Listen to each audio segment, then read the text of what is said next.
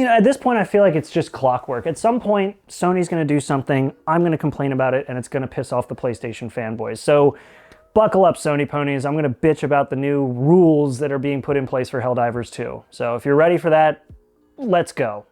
So if you've been living under a rock, or you haven't scrolled through YouTube Shorts recently or heard the term managed democracy, you probably have missed the fact that HellDivers 2, released by Arrowhead Studios, has been a massively popular extraction shooter. It blew up in popularity, so much so that on launch day, they didn't have enough servers for players. And actively, even as of right now, you can see anywhere in the neighborhood of 90 to 100,000 people actively online on Steam playing this game. It's a blast. It's so awesome. There are moments in it where it's just this cinematic experience while in gameplay. You have this incredible combat loop. You have really interesting enemies, lore that you can dive into and experience, or just ignore and play the game for what it is. And really, the whole concept flew in the face of modern AAA titles. It just showed, at the time, that you could have a really good, really fun game that didn't have to have microtransactions, didn't have to have ridiculous account requirements, didn't have to be super expensive. All these things together made this game seem like a breath of fresh air in comparison to other games that have come out from bigger studios. And then Sony decided to get involved. Arrowhead Studios, the developers who made this game, in the grand scheme of things, are a pretty small development studio. And so to make this game into what it was, they went through a publisher to get funding for it, which is pretty common practice in the industry. And they went through PlayStation, who in my opinion is one of the worst gaming companies on the market, right up there alongside Nintendo.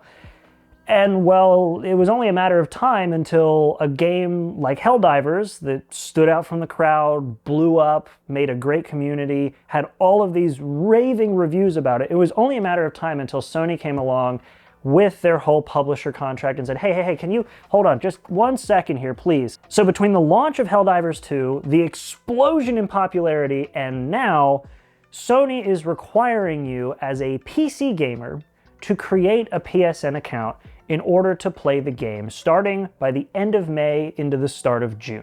And for people like me who already have a PlayStation account, that really shouldn't be a problem. Whatever, you gotta link your account, blah, blah, blah. The problem is that PC players are not having it, rightfully so. A lot of people bought this game on PC because they believe that the PC gaming experience is the better way to experience gaming. And they want nothing to do with PlayStation. They don't want to have a console account. They don't want to be affiliated in any way with PlayStation. Hell, I don't even want to be affiliated with PlayStation, which is why I am selling my PS5.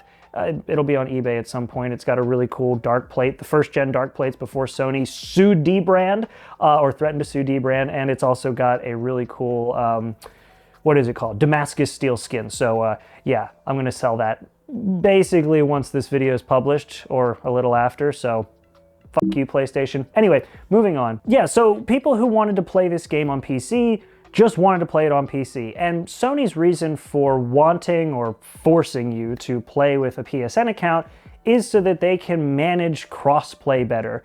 Things like being able to make the gaming experience more secure, which, I mean, I don't want to go digging up old dirt, but I don't really see Sony as the most secure when it comes to their online networking. I know that's an easy blow, but for people who really care, like, you don't forget that kind of stuff, because it's a big deal when some kind of company with some kind of account service that you trust suddenly reveals that all of your data that was ever linked to that account is now just leaked.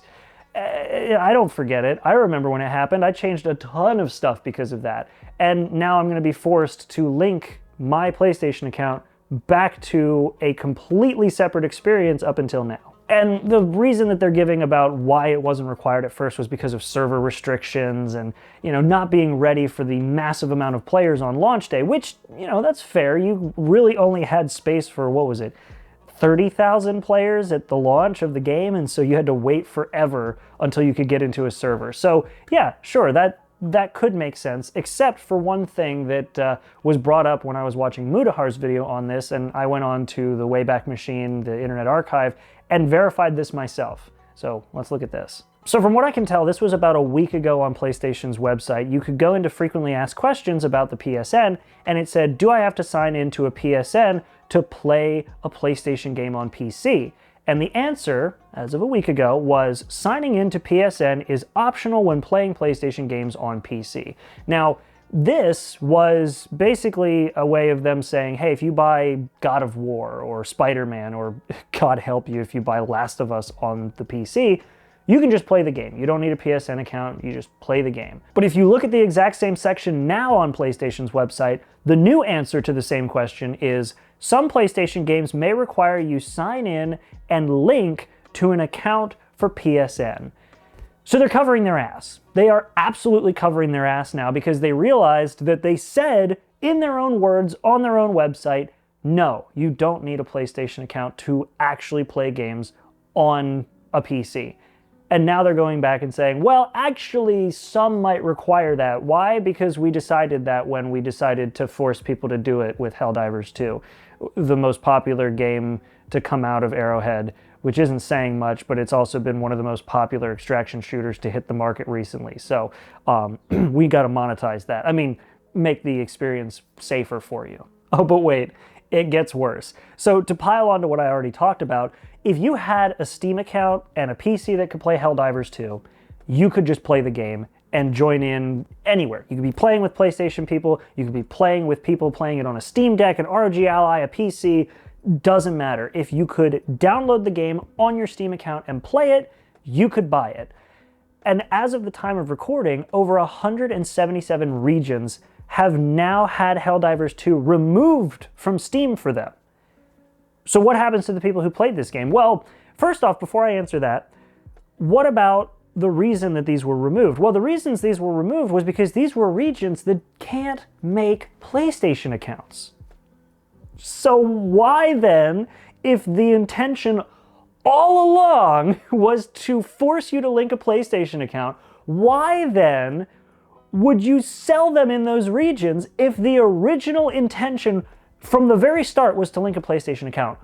Why would you then say, oh, we'll sell it everywhere, but we do want to make sure that you link your PlayStation account. Hey, we can link your PlayStation account now, so sorry about selling that game to you. Get fucked. Like, there was no reason for people to be able to buy this game in regions where PlayStation was not supported if the intention from the very start was to link a PlayStation account. So then why did you do it?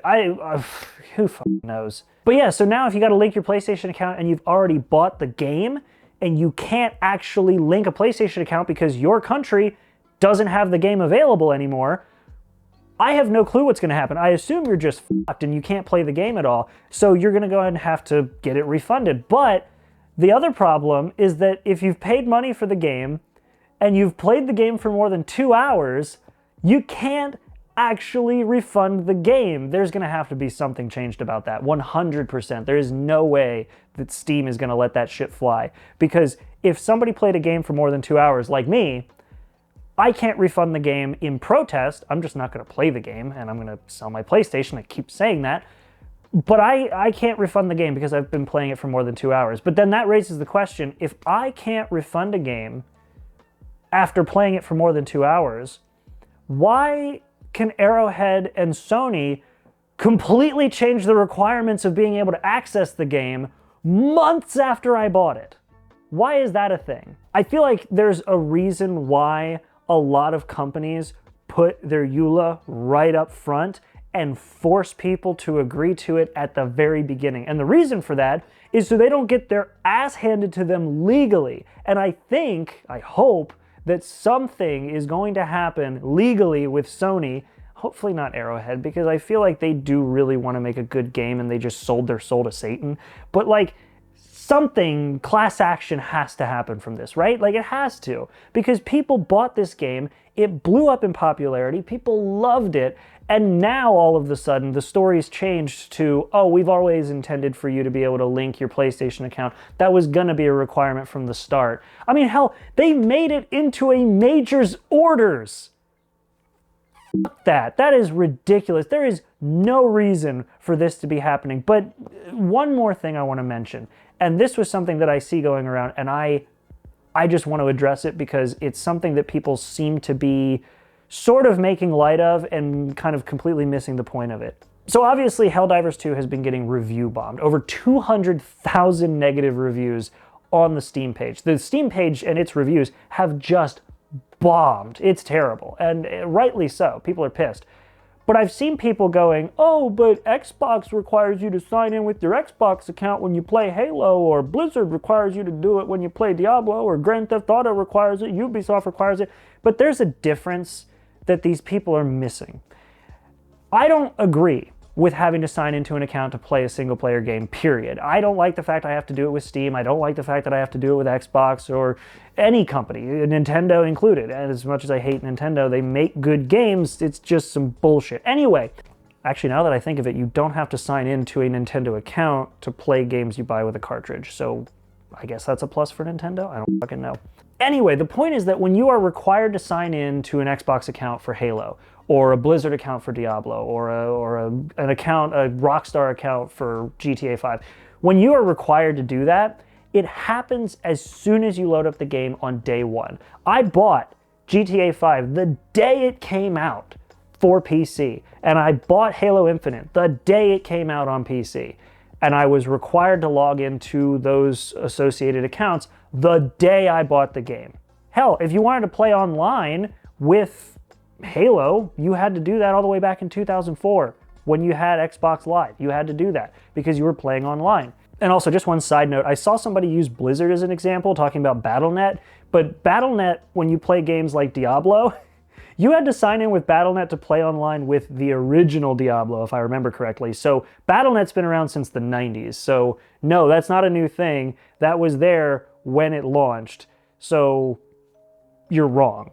Like, don't get me wrong, I understand why companies like, I'm going to say Arrowhead, I'm not going to say PlayStation. I understand why companies like Arrowhead would want to have some sort of account management system for banning griefers, cheaters, people who are just ruining the experience for the rest of the community. I can understand why they would want that, but I'm going to let you in on a little secret. Come here, listen.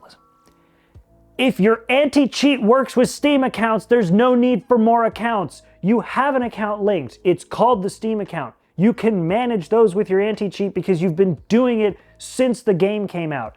The only reason that Sony wants a PlayStation account linked to a game that's already worked with other accounts like Steam, the only reason they want that is to boost the PlayStation numbers, to justify to investors that PlayStation still has a reason to exist as an exclusive platform. Sony can't go after the market that Nintendo has because Nintendo makes family-friendly games and basically toys.